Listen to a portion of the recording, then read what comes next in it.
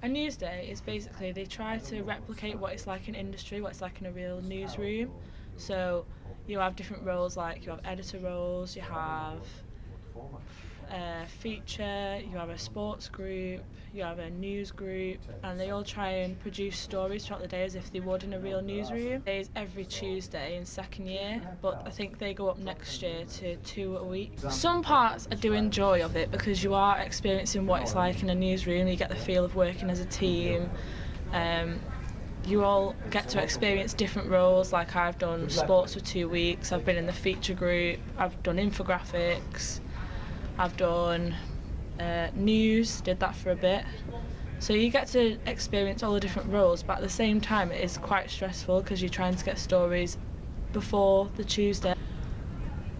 My favourite role is just to produce stories, so whether that's in the feature team or the news team or the sports team, just to sit there and write stories, it feels like you're actually being a journalist for the day.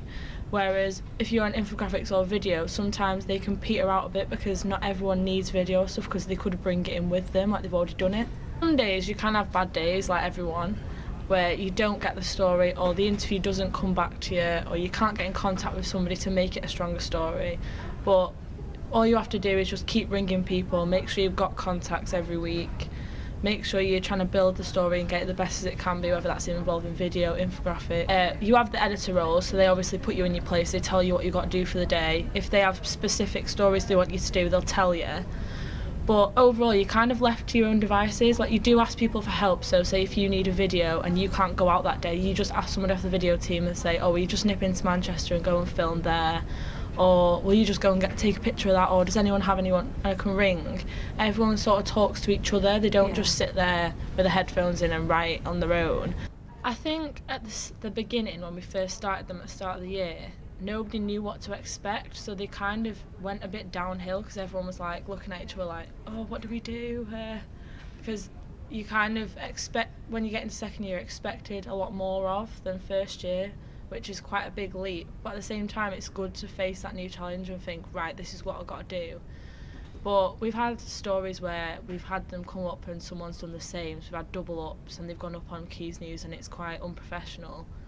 We had a week where the video team just didn't, the people off video team didn't come in, so we didn't have a video team, so everyone's stressing then trying to get in for 6. Always come prepared, make sure you have an idea, even if you don't have a full story together, always have the idea there. Just make sure you're working as a team and communicating with each other, because in a newsroom that's all you're going to need, that's your biggest factor. As long as you've got your stories to pitch to your editors and you work as a team and you get it done, you're absolutely sorted. Contacts are very important, definitely.